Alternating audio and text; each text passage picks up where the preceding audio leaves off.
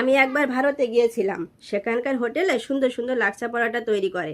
আমিও খেয়েছিলাম। এই পরোটার স্বাদ এখনো আমার মুখে লেগে আছে। আমিও চেষ্টা করলাম, দেখুন তো হয়েছে কিনা।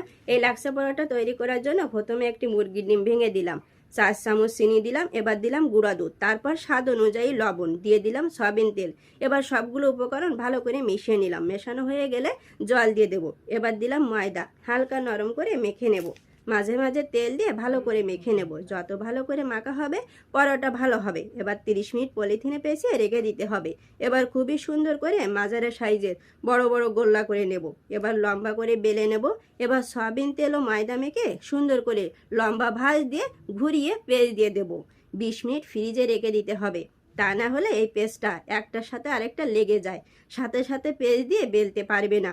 বেলতে গেলে ভালো করে বেলা হয় না, সমস্যায় পড়তে হয় তার জন্য। এবার ফ্রিজ থেকে বের করে সবগুলো পরোটা সুন্দর করে বেলে নেব।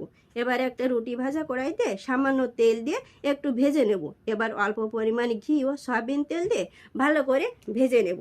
দেখতে দেখতে আমার সবগুলো পরোটা কিন্তু ভাজা হয়ে গেছে। আপনারাও একবার তৈরি করে খাবেন।